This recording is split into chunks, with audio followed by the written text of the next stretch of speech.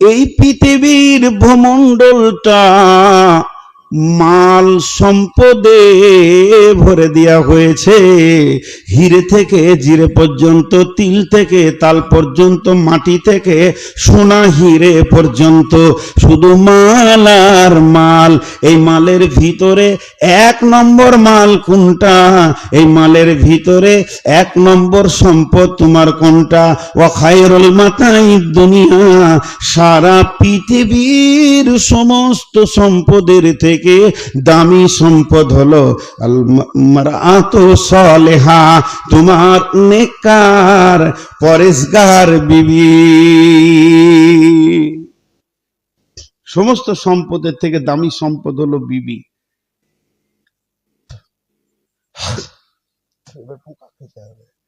খুব বিপদে পড়েছি।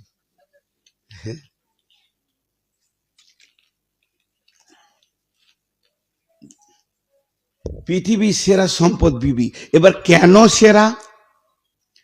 আমার ঘরে সোনা আছে, টাকা আছে, পয়সা আছে, আলমারি আছে, গাড়ি আছে, 2 চাকা আছে, 4 চাকা আছে, আমার জায়গাটা আছে, আমার বিল্ডিংটা আছে, আমার জমিটা আছে, আম গাছ আছে, যা আছে, মাঠে জমি আছে। বলছি সবগুলো বাদ দিয়ে তোর বিবি হলো সেরা সম্পদ। কেন? জি, মোটর সাইকেলে চলে আসলাম শ্রীকৃষ্ণপুর, এর আগে এসেছিলাম 4 চাকাতে। আমার এগুলো কাজে লাগছে। আলমারিটা কি কাজে লাগে সেটা বুঝতেই পারছেন। আমার মোবাইল আছে, কি কাজে লাগে বুঝতেই পারছেন। বিবিটা কি কাজে লাগে? কোন কাজে লাগে? জি ভাই, কোন কাজে লাগে? তাকে নিয়ে আমি কি কাজ করি? 2টি কাজের কথা বলছি, ধ্যান দিয়ে শুনবেন এগুলো। আমি আপনাদের কাছে ভালো মানুষ, কথা বলে না? আমি আপনাদের কাছে ভালো মানুষ, তাই না?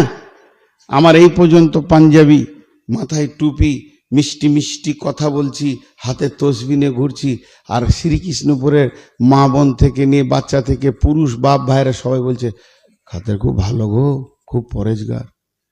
কিন্তু যদি শুনতে পান, এখন এত ভালোবাসছেন যে ওকে নিয়ে আই স্টেজে দিয়ে কথা শুনবো, কিন্তু যদি শুনতে পান যে কারো বিটির কাপড় ধরে টেনেছি, থাকবে আর আমার সম্মানটা?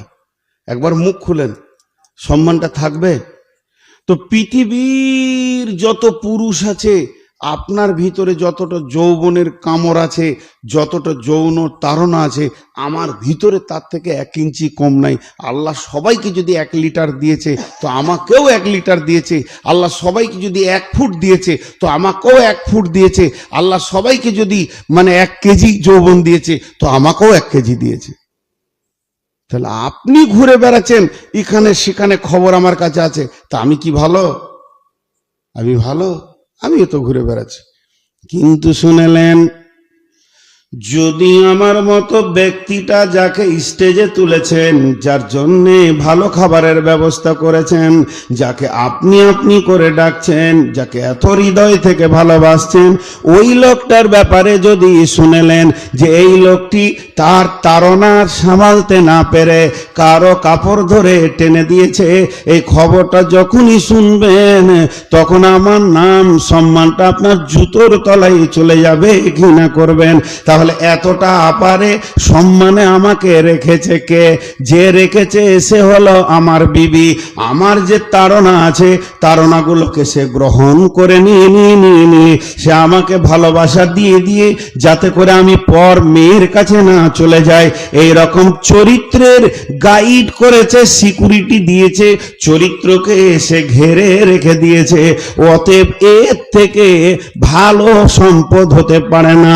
তার কারণ যার মাল গেল সামান্য গেল, যার ক্যারেক্টার গেল তার সামান্য, যার মাল গেল তার সামান্য গেল, যার শরীর গেল তার সামান্য গেল, আর যার ক্যারেক্টার গেল তার সম্পূর্ণ চলে গেল।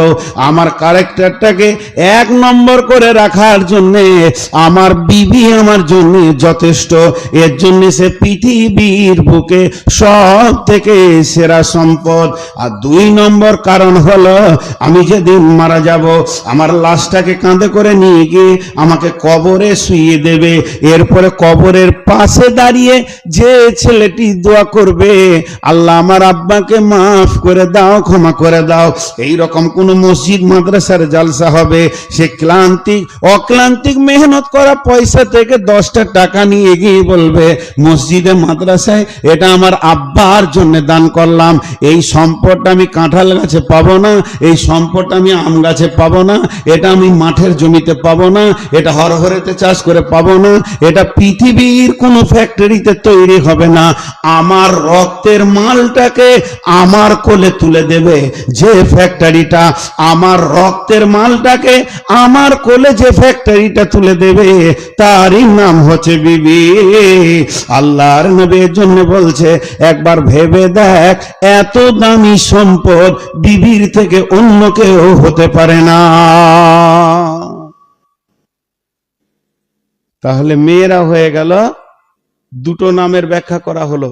একটা হলো ওরা মহিলা, ওদের মেয়ে প্রণামও থাকবে। 2 নম্বর ব্যাখ্যা করা হলো পৃথিবীর দামি সম্পদ। এবার নবীজি কি বলছেন?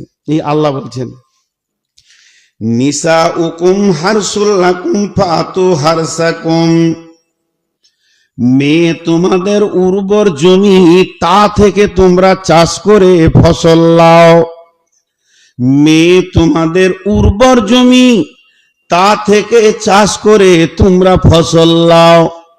আর একবার বলছে মহিলা তোমাদের উর্বর জমি, এটা কোরআনের ভাষা বলছে নিসাউকুম হারসুল লাকুম, মেয়ে তোমাদের উর্বর জমি, ফাতু হারসাকুম, সেই মেয়েকে চাষ করে তুমি ফসল লাও। কি বুঝলাম? এবার একটা আপনাদেরকে যুক্তি কথা বলবো। পৃথিবীতে 2টি জিনিস আছে, একটা হলো সমাজ, একটা হলো সম্পদ।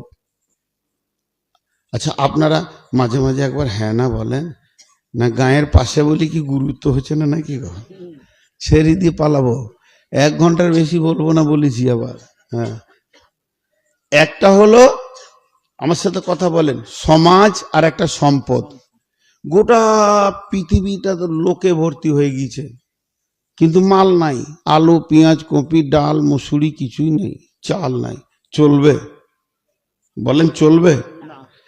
গোটা পৃথিবীটা মালে ভর্তি হয়ে গেছে, লোক নাই, মাত্র একজনা ঘুরে বেড়াচ্ছে, ঘুর ঘুর করছে, চলবে? তাহলে 2টো জিনিস সমান দরকার। গরুর গাড়ি যদি একটা চাক খুলে দেন ও এগুবে না, জি, তেমনি যে কোনো গাড়ি 2টো সমান। তাহলে মালও দরকার, সুশালও দরকার। তো মেয়েদেরকে আবার মা জমি ভূমি বলতে গেল কেন? আল্লাহ বলছে দেখ, তোর 2টো জমি, একটা হলো মাঠে জমি, একটা হলো খাটে জমি।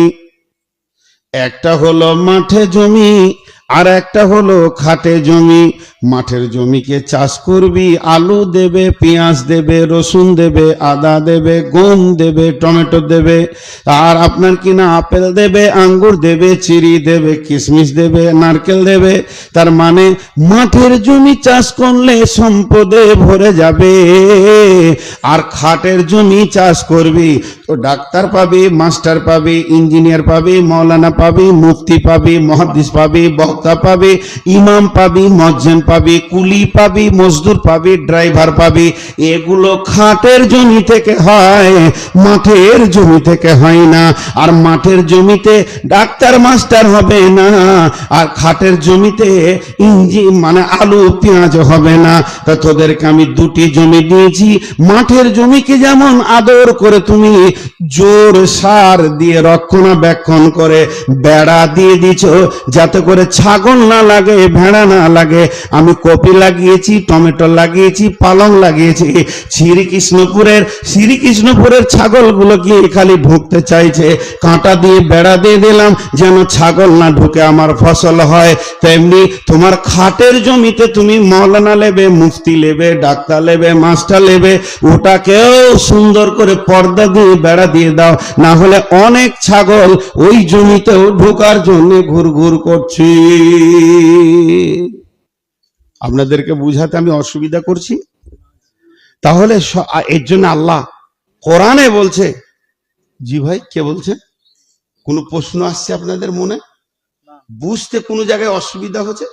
আমি কোরআনের ব্যাখ্যা করছি, এগুলো আপনাদের খারাপ লাগছে নাকি?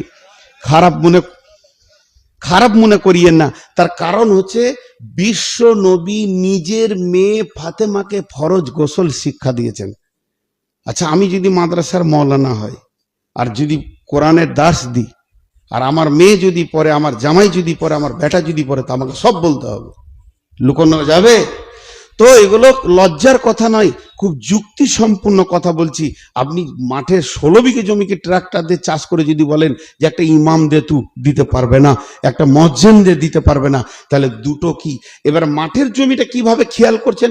মাটিটা ঠিক আলুর মতো হয়েছে তো, এটা ঠিক মতো হয়েছে তো, যেমন ওকে দেখছেন তা আল্লাহ তাবারক ওয়া তাআলা বলছে তোর ঘরের জমিটাকে ওই রকম নজরে দেখতে হবে। গায়ে তেল আছে তো, কসমেটিক্স আছে তো, ও যেটা পছন্দ করে খেতে সেই মালটা এসেছে তো, মন মিজাজ যদি